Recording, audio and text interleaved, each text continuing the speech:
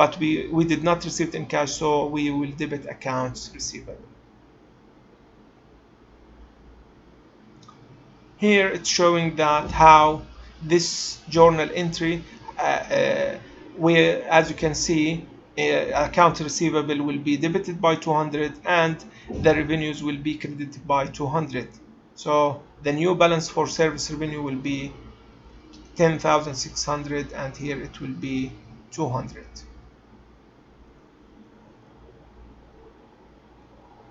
Accrued expenses, we said it's expenses that's incurred during the accounting period but not recorded or paid yet.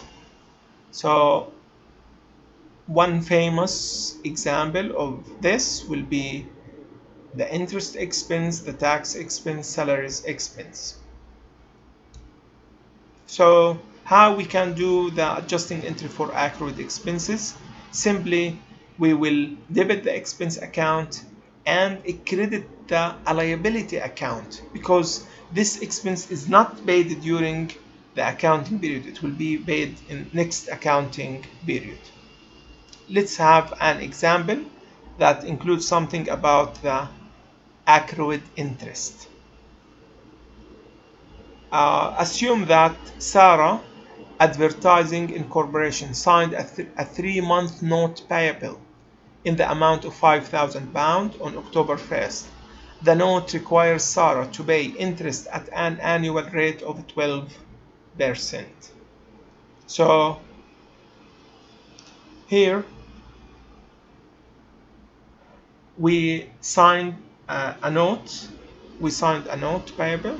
So a note payable is just a promissory note in which we give a promise to pay a specific amount plus an interest. So here we are payable based on this note to pay £5,000 after 3 months, and also we have to pay interest of 12%. Now, so we have to pay 5,000 plus interest after 3 months. But now this interest is for sure is an expense for the company, the interest that we will pay. But now we want, by the end of month of October, we are holding this note for 1 month out of 3 months. So to see how much interest will be incurred during this month, we have to do the following. Simply, to calculate the interest for 1 month, we will multiply 5,000 by the annual rate. When we say annual, means like the interest for interest per annum, or the yearly interest is 12%. So because this interest rate is for 1 year, so we must deduct it by time in terms of 1 year. So I want the interest for 1 month out of 12 months. So I will divide 1 by 12. So I will get a £50. So this is an interest for 1 month. So the adjusting entry at the end of the accounting period, which is October 31, will be a debit for interest expense and a credit for interest payable. So why we recorded this journal entry? Simply because this accounting period, the month of October, should take its share of expenses. So we hold this note for 1 month, so 1/3 of the total interest must go to the month of October. But we will not pay the interest at the end of October. That's why we recorded interest payable today, and later this payable will be paid at the end of the life of the note, which is the end of the which means after 2 months. So the adjusting entry for accrued interest will be a debit for interest expense and a credit for interest payable. So as you can see, for the month, for this accounting period, we will have an expense of 50, and also we have a liability of 50, as you can see. Let's have another example of accrued expenses. This time let's check salaries. In this example, saying that Sarah paid salaries and wages on October 26. The next payment of salaries will not occur until November 9. So here they assume that we pay wages to employees, I think, every 2 weeks. Last time we paid the salary on Friday 26. Okay. Now employees will have Saturday off and Sunday off. Then they will start the next week on the 29th of October. So now they saying that employees receive total salaries of 2,000 for a 5-day work. So now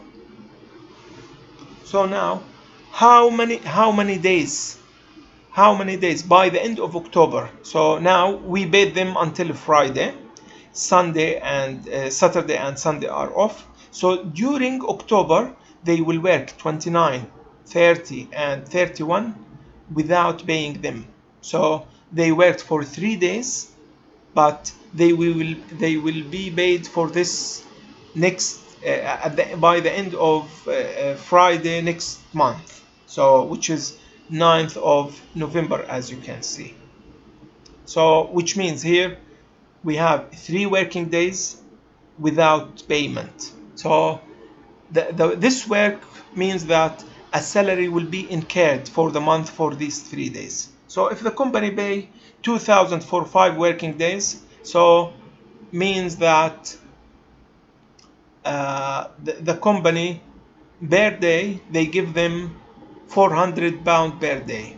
If you divide 2,000 by 5, you will get 400 per day. So for working Monday, Tuesday and Wednesday, the end of October, by the end of October they will have 3 unpaid days that they worked but not paid yet. So we will have a total of 1,200 for these 3 days. What should we do here? Simply we will debit salaries expense for this amount 1,200 and the credit salaries payable or salaries and wages payable by 1,200.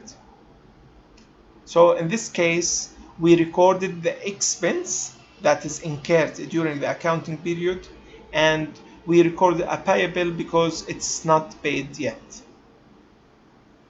So now the accounting period, which is the month of October, took its share of the salaries expense for during this month. Otherwise, if we did not record salaries and wages, the 3 working days during October will be recorded in November, and this is wrong because these expenses are incurred in October, not in November.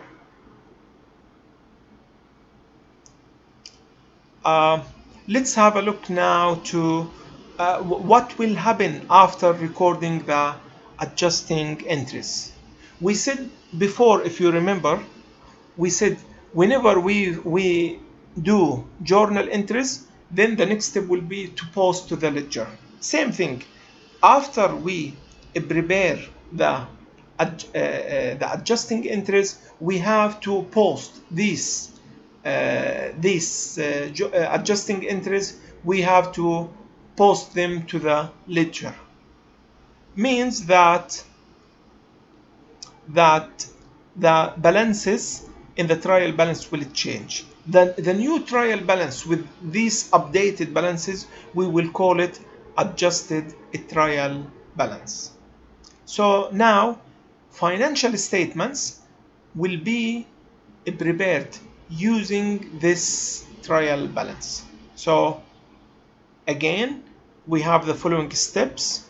We prepare journal entries, then we post them to the ledger, and by the end of the period, we will record adjusting entries, and then we will post these adjusting entries to the adjusted trial balance.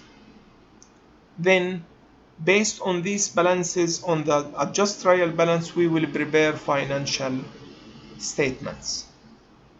So as you can see, this is the adjusted trial balance. For example, the accounts receivable balance has changed, supplies has changed, prepaid insurance, equipment,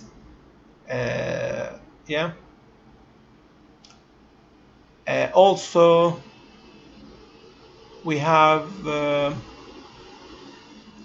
accumulated depreciation has changed, and unearned revenue, wages payable.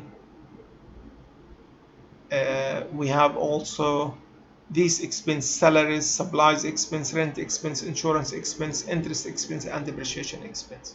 So we will use these balances to prepare the three financial statements. The first one, income statement, that shows us the net income during the period.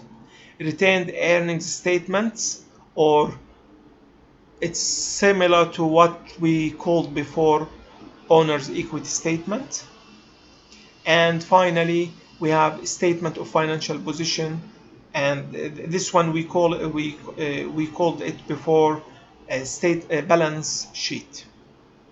So as you can see, balance sheet will take revenues and expenses to get net income. Retained earnings statement.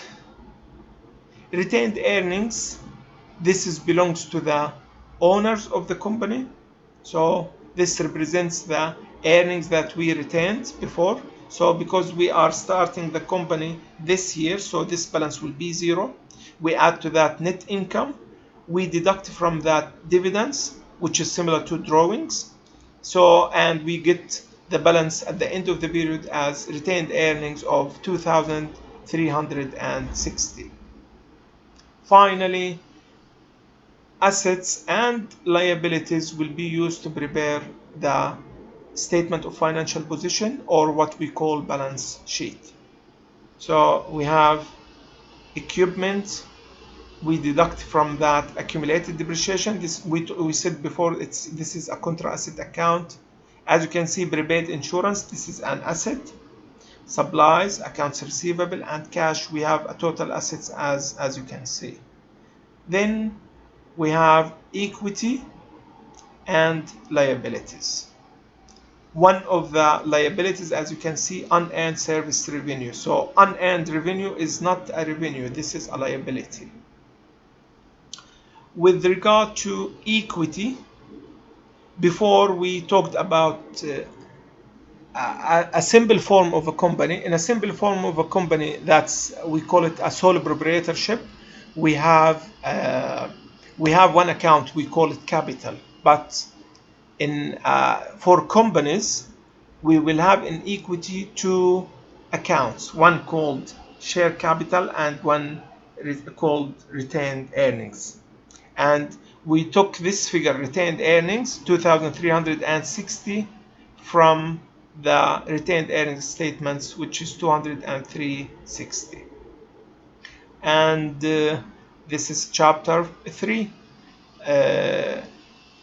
Now, this is the first part. In this video, I covered the PowerPoint slides of this chapter, and also I solved example 1 and example 2.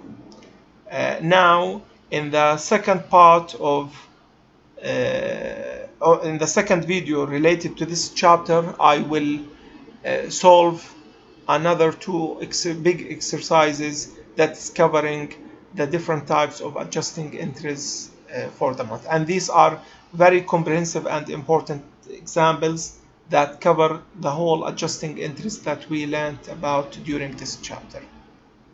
Thank you very much.